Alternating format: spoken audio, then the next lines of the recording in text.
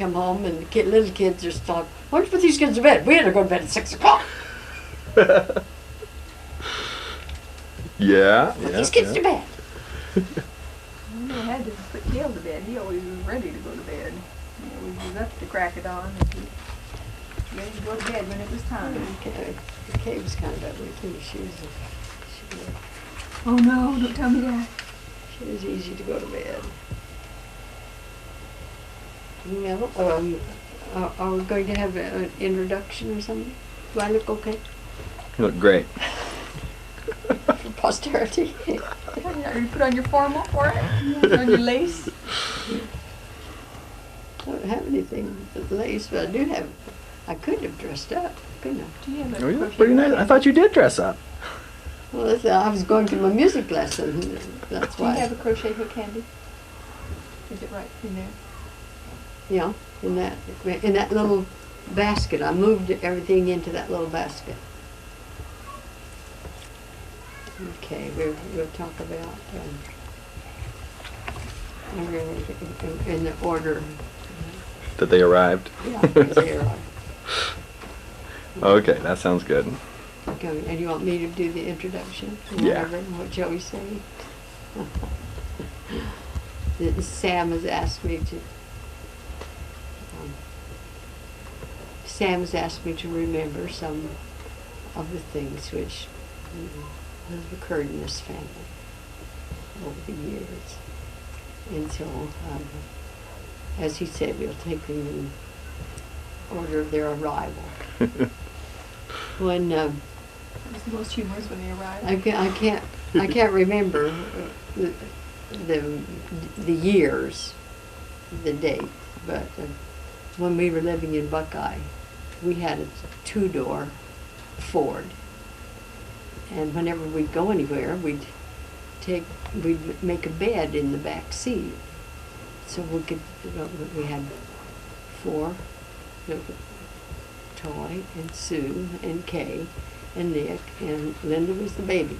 So I'd hold Linda and we'd put those 4 kids back there in that seat. And when Walt worked at the drugstore in Buckeye, he frequently went to Mesa to get advertising cards, the placards, and some of them were figures, life-size figures, so it would take quite a lot of space to put them in the car.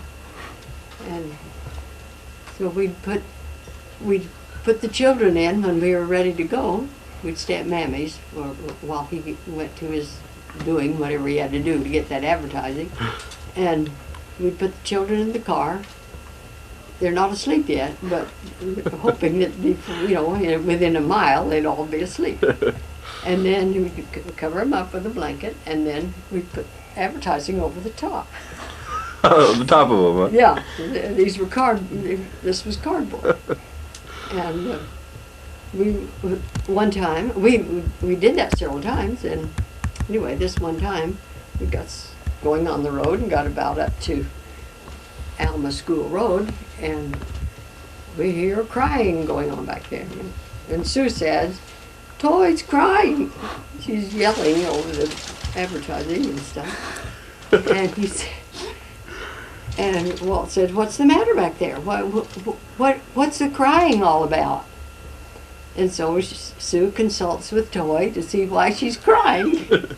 And she finally calls back, "Toy doesn't want the lid on."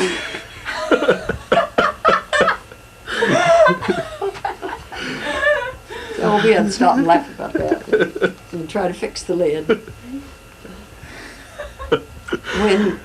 When Sue was born, Toy always called her Mimi. We don't know whether she was saying, the child's name was Phoebe Sue. We don't know if she was saying Phoebe or baby or what, but it came out Mimi, whatever it was she was saying. So she would, whenever the baby would cry, she'd come running to me and say, "Mimi, yeah, yeah, yeah." That was her introduction. And we had a stroller for Nick when he was little. And we lived at 327 on Southern Avenue. And Kay just loved to take him out in that stroller and let people see him. She'd take him down to the school where there was cement where she could push it around, you know, and then on the way back, on the way down there, people always stopped to look at the baby. And she'd say, every time she'd say, oh, so-and-so stopped me and had to pick him up and hold him. And then she said, Mama, it's the dimples that get him. Oh. Try to remember here all this stuff. And when the children had chicken pox, we were at 327 Nantucket, and they were all in that back bedroom, and the girls were really sick. Toy and Sue and Kay were really sick, but Nick wasn't sick at all, and so he was the go-get whenever they needed anything. And one day, Mammy and Aunt Sue came to visit and brought him some little presents. And we had the room all dark because the doctor said it would be hard on their eyes because it was a real light bedroom. So we hung blankets at the windows so the room would be dark. So Mammy and Aunt Sue came back there. Well, said, Nick, everybody else is sick. Now, how are you? And he said, I'm tired. I work all the time. These girls just want Kleenexes and Kleenexes and drink of water and Kleenexes. So, This is Macho Nick here. yeah. He was the one who was working hard. And about Linda. Linda was such a boob when she was a baby. She would just cling to her dad whenever he was home. He had her. He'd hang her on his hip or whatever he was doing. He had that kid. And one day, he and Sam were someplace, and Uncle Sam, and when they came in the house, Sam came in first, and Linda, thinking it was Walt, ran to him, or she was too little to run, so anyway, she wanted to go to him, and Sam took her, and she was happy, thinking she was with her dad. And then, in a few minutes, her dad walked in, and you never saw such a confused child. She looked at her dad, and then she'd look at Uncle Sam, and look at her dad again, and everybody was kind of holding their breath, waiting to see who she's going to decide was who. And she picked the right one. She finally recognized that her dad. It was her dad that she didn't have. So,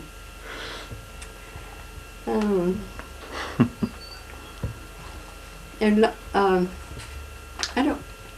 I'm not sure about years. I wish I could remember years, but at one time my brother Alfred loaned us a horse. He was big, and we had the Shetlands, you know, but the kids had outgrown the Shetlands, and the big kids wanted a big horse. And so Alfred loaned us this big, long-legged Rizraz was his name, and we had him out in the pen with the Shetlands, and Jan would go out there and climb up on the rafters in the shed and get on that horse. She was not too big yet for the Shetlands, but she would ride those horses, ride him around in the pen, just like, and no bridle or no halter or anything. She would just sit on that big old horse and ride him around the pen. Get on from the rafters, huh? Yeah, she had to climb up on the rafters to get on him. And Sue finally took him home, and she had to ride him from Southern Avenue in Phoenix to Southern Avenue in Mesa. You're just straight down Southern Avenue because that's where my brother lived, in Mesa, though. Mm-hmm. And she rode him home, and it took a long time, 16 miles at least. So.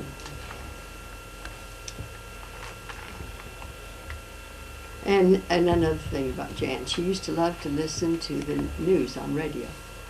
And when she was little, Russia invaded Finland at one time. I think the only time, because they got whooped. And one night she didn't want to go to bed because she was afraid Russia was coming to invade us. And we had to show her a map, and she didn't understand maps, but she was real concerned about Russia attacking us. Now, when Doc first went to school, we were, our church, we didn't have a building yet for our church, and we were meeting in the basement, in the cafeteria at Roosevelt School for our church meetings, and Relief Society was held in the neighborhood house. And after his school was over, he'd come over on Relief Society Day, on Tuesdays he'd come over and meet me at the neighborhood house. And one day, Georgia Bowser was standing in the doorway when he came over. Georgia was a real big woman, and he kept trying to figure out a way to get around because she was standing right in the door. And finally he just held his breath and squeezed through, and he got the funniest look on his face as he was coming over toward me. Man, he just looked so odd, and he came over, he said, "She's soggy." He went, Doc also, later years, when he was in Mr. Lott's class, I think, Lott Burke's class, they went to Tovry's Meatpacker, Cudahy's now, but it was Tovry then. And for years, I don't know, I think he got over it eventually, but for years he couldn't eat meat. He couldn't eat any kind of meat. And he had to smell everything. He still has to smell everything before he can eat it, but he couldn't eat meat. Okay, we're going to Doc. No, Sydney. Sydney just loved to loved to be rocked. When she was little, she just loved to sit on people's laps and be rocked. And one day she was sitting on my lap, and she looked up, put her hands on my face, and she said, "Mommy, you've got wrinkles." I said, "Yeah, that's right, I'm getting old." And she said, "Don't you wish you were new?" I think of that, so I think that's the sweetest thing. Don't you wish you were new? And when Scott was 8 months old, or the day after Scott was 8 months old, I was out washing. In Phoenix, I had my wash house was outside in back of the garage. And I was washing, and I kept hearing him. I knew he was in the yard someplace, but I was busy. And I'd go and look and see why he was yelling. He was yelling, not crying, but yelling. And then he'd shut up, and I couldn't find him. So finally, I went, because he kept it up, I made a determined look to find him, and he was on the roof. How old was His he? diaper was caught on a nail, and he was hanging there on the roof. And he had got up by climbing up a ladder that Walt always left against the house because it had 2 rungs missing, so it was high. You really couldn't reach him, and he'd pull the box over. Walt used the ladder to service the cooler that was on the house. So he needed to get up there every day. And so that was my introduction to the rest of Scott's life. That really introduces Scott's life with us. So. Can you hold this for a minute? I need to tell Tim something.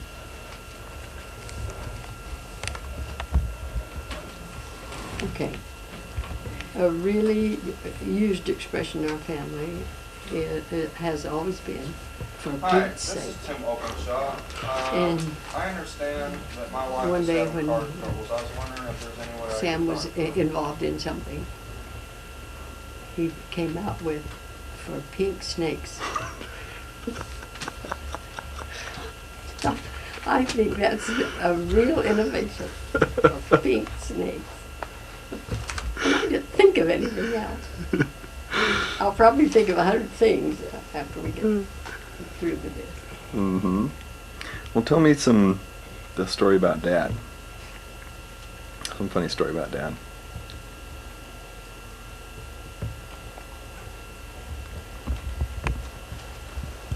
Gee, I should have been thinking about that.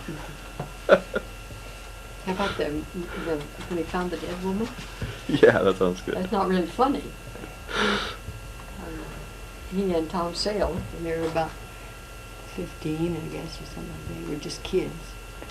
Went rabbit hunting out to Superstition Mountain, and they saw when they got to where they were going to hunt, they saw another car, quite a distance from them, and they went on. This was early in the morning, and they went on their rabbit hunting, and when they came back in the afternoon, it was sort of late in the afternoon, that car was still there, and they hadn't seen a soul where they had been, and they could tell the car hadn't been moved, so they drove over to see the car, and when they were within the close area, they could see that there was a hose from the exhaust into the car, into the cab, and they slowed down a little, not knowing what they were going to come to, and anyway, they went over to, they knew, because they could smell the horrible smell before they got there, so they knew that the person in it was dead, and had been for some time. It was August. And they ran, in those days cars had running boards, and stood up on the running board and saw a horrible sight inside. A woman who had been dead for more than a month in August. More than a month? More than a month. And of course, some of the flesh had fallen off. It was a terrible sight. And they hurried back to town. They hurried back to Mesa and went to the constable, who was Mr. Pickens, and told him. Well, he got in his car and took them and grilled them all the way. Why did you kill her? He was solving the crime before he saw there was a crime yet. But when they arrived there, he realized that he had no jurisdiction there. So they had to go to Florence, because they were in Pinal County. They were out of Maricopa County and in Pinal. And so they had to go to Florence and get a deputy or come out. And those boys had to go with that other deputy again. So it was a good long while before he got out of there. But there was a note in the car which told why she took her life, and that whoever found her could have the car. And Walt and Tom were real interested in that part, And nobody ever honored that at all. Nobody ever thought about giving the car to those boys. But they took the car and stripped it inside, but they never ever got the smell out of it. Never ever. And they changed the paint, and Walt recognized it always. He always knew that car. And he'd say, "There's the car."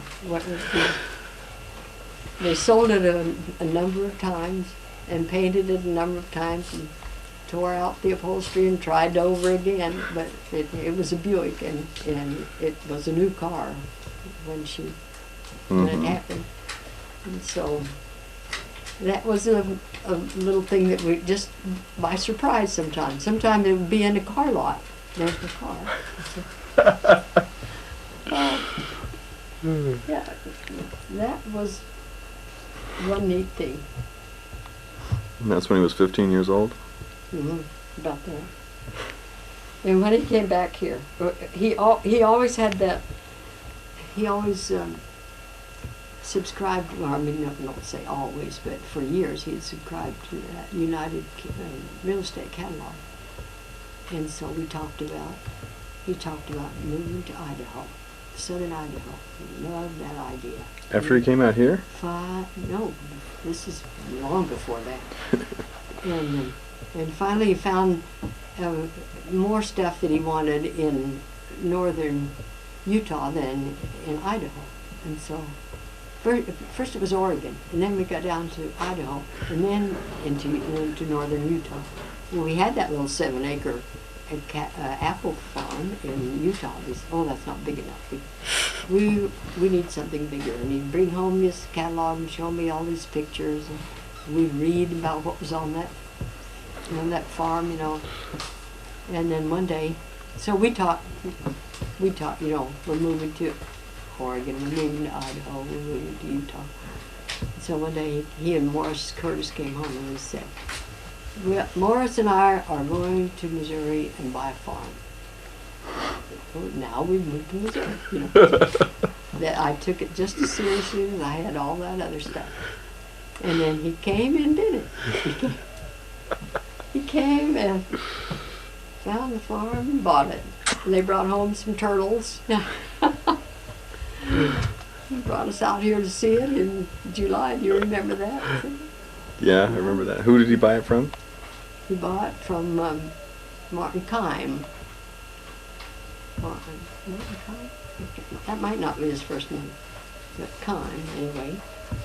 And then the place before Kime was Hammer, and Mr. Hammer had owned all of this land. This was all one place at one time. All what the Fries had, what the Lemons had, and what the Browns had, all that belonged to Mr. Hammer. Mm. And then I discovered this summer when those two men came to see the place where they were born, that they had owned it before, and their name's Lawfrey. Lawfrey, L-O-G-F-R-Y, something like that. Mm-hmm. And they remembered, they left when the oldest was 4 years old. And I said all he could remember about Missouri was it was so beautiful. And I agree with him. What did Dad name the farm? Billy Acres. There's one on the way to Mountain Grove. There's a farm called Back Acres. So he said, "We'll name ours Billy Acres." But we spelled it B-E-L-L-E, but we pronounced it Belle. Belle Acres, beautiful.